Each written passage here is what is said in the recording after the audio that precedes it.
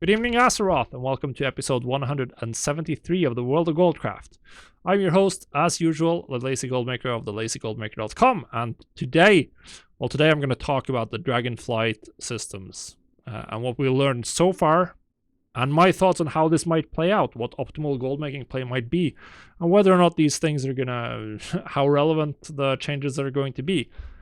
If you haven't seen this before, this is my solo podcast. I'm just going to talk about gold making. If you want to support the show, you can do so at patreon.com/thelazygoldmaker. And you can also come watch me at Twitch, where I usually record these things live on Thursdays. That's twitch.tv/lazygoldmaker. So now we're going to jump in. Dragonflight. So we're going to talk a little bit about the major changes and my thoughts on them. So we have crafting orders, which is honestly the biggest change to gold making I think we've seen in WoW ever. Because it introduces a completely new avenue for gold making. You can now go to whatever the work order NPC is and just look through the list and be like, okay, I want to craft this one. It pays me 200 gold. Okay, I want to craft that one. It pays me 200 gold. Oh, this one pays me 3,000. I'll do that one. It's risk-free profit. By just sitting at the work order NPC, you can potentially just spam out work orders as long as there are enough work orders to work on. You can just sit there and churn them out all day if you want. Might be a little bit boring, but you can do that. And this includes the ability to craft bind-on pickup items for other players using their own BOP materials, which is huge. It means that Blizzard now might feel safe adding strong crafted item recipes that aren't just legendaries to the game again. So this allows crafting professions to play a much more integrated part in endgame character progression for a much larger portion of the player base. That's really good. For someone who likes making gold with crafting professions, obviously that's good. Now, crafting orders, they are riskless as a crafter. You don't take on any risk. You just get the materials and you click a button and you get the gold, presumably. So that means obviously we should expect a lot smaller profit margin relative to material costs compared to what you're seeing with anything you craft right now, where you buy the materials and sell them afterwards. So I don't think we'll see as high profit margins relative to costs. But then again, you can potentially just sit at the work order station and spam work orders and get gold.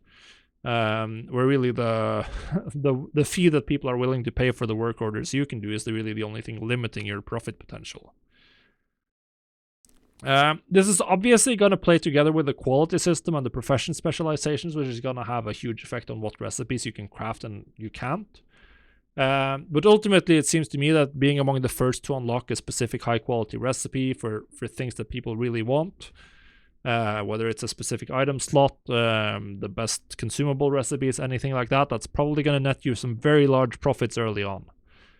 And for people who like it, the pure work order gold farming can be a full avenue of making gold. Now, for me, this is cool in some ways, but it's also a little bit boring, because like just sitting at the work order station and spamming crafts is like pretty boring.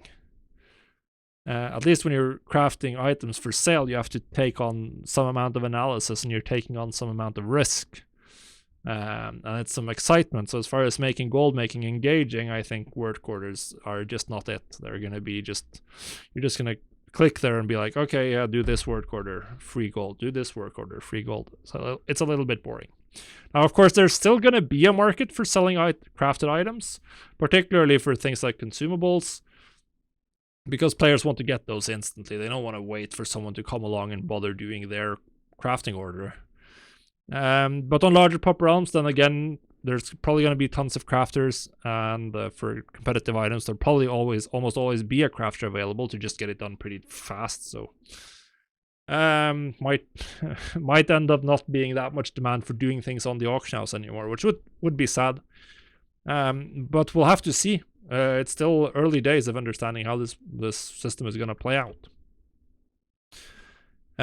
Next up, we have quality, which it's a entire new aspect of crafting that we haven't had in the past. It's a new system that determines the power of a crafted item, essentially. So for gear, higher quality means higher item level. For potions, it means a stronger effect. And from what they showed on the screenshots, there's going to be 5 tiers of quality, and it's determined, amongst other things, by the quality of the ingredients you use. So higher quality items will be more expensive to craft, etc., and then they'll be stronger to make the trade-off. Now, the big question for this system is obviously going to be, will people bother buying lower quality items? Will they? The way World of Warcraft is played, modern World of Warcraft, is the best option is the only option. That's how most people who care about performance play the game. Just look at legendaries in Shadowlands. Are people buying rank 2s? No. Are people buying rank 4s? No. Are people buying only rank 7s? Pretty much. Pretty much. So that's generally the trend for the player base. They want to get the best in slot consumables and items, always, whenever they can. So lower quality for a lower price is interesting, and in new games that come out, it often plays out that works out. Players aren't good at min-maxing yet, and they don't have enough resources to always have the best thing possible, so they'll be like, okay, I'll just go with the cheaper one. It's fine. I can buy more, then I can do more consumables. But that's not how people have interacted with WoW for many, many, many years. People are pure min-maxers now. They're only going for the top choice almost always. So is Dragonflight going to change that paradigm? I don't really see it happening. To me, it seems unlikely that lower quality items will be relevant outside of the early window. So presumably high quality items are going to be locked behind profession specializations and the profession talent trees, and you can't do the high quality items early on. So it's going to be similar to how legendaries played out at the launch of Shadowlands. So for those of you who weren't there, whenever you unlocked the ability to craft a new tier of legendary at the Rune Carver, the price for that rank of legendary went through the roof. So like the week you could finally craft rank 2 legendaries were selling you super fast, auction outs ran dry, all that jazz. A couple of weeks down the line, very few people buying rank 2s. So we might see something similar with quality, with okay, the first week people can craft, where the people who specialize as flask crafters can craft quality level 2 flasks. Then quality 2 flasks are just flying off the shelves. 3 weeks later, they can craft quality 5 flasks, and quality 2 flasks are now completely useless. No one buys them.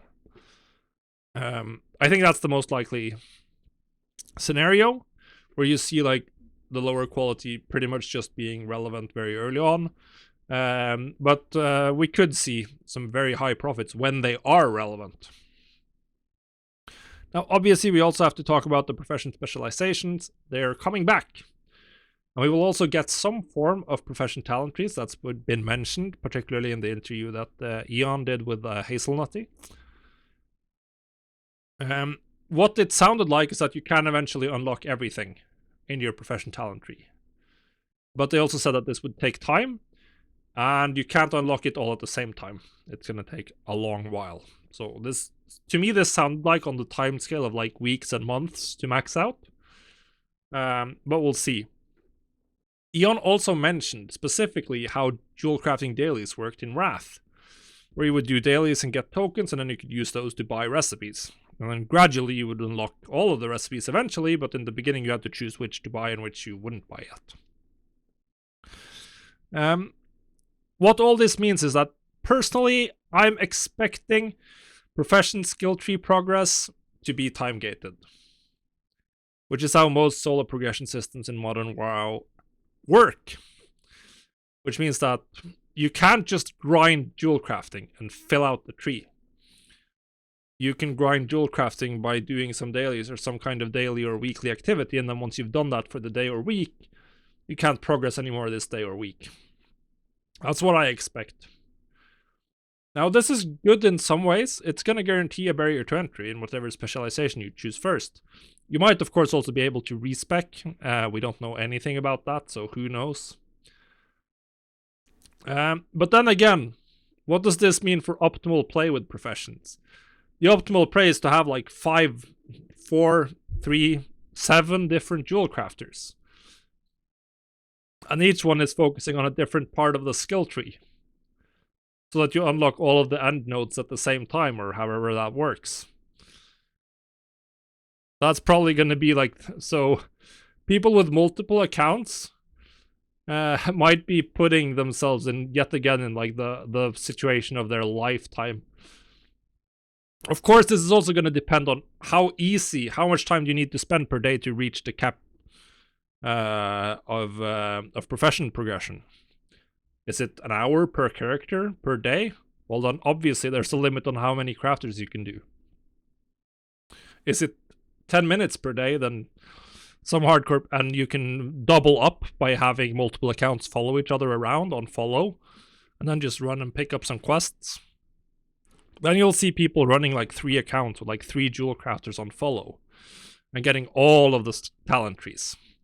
Either way, it does seem to be like multiple accounts is yet again going to be a huge advantage for anyone who wants to do crafting. And particularly having multiple accounts with multiple high max level characters. I started doing that I have had 2 accounts for a long time, but I added crafters to my second account in Shadowlands. It's been absolutely fantastic. Now, also, the fact that you can't unlock it all means that there will be some very high profit margins early on, when there's a huge discrepancy between what different players can craft, particularly for high quality recipes or anything that's gated behind unlocking the end parts of the profession skill trees. And with the likelihood of seeing like crafted BOP gear that's like potential best in slot or very strong items, then overall it seems to me that crafting profits are going to be very high, particularly during the first month or 2. And focusing on the right parts of the skill tree is just going to be a massive advantage, and we're going to see some wild profits, and we can end up seeing some potentially very, very high crafting fees for the right items with the work order system. So overall, it seems to me that this is going to be an expansion where you want to work hard early on, doing what K-Check did to be the absolute first to market with Crafter's Mark of the first ones.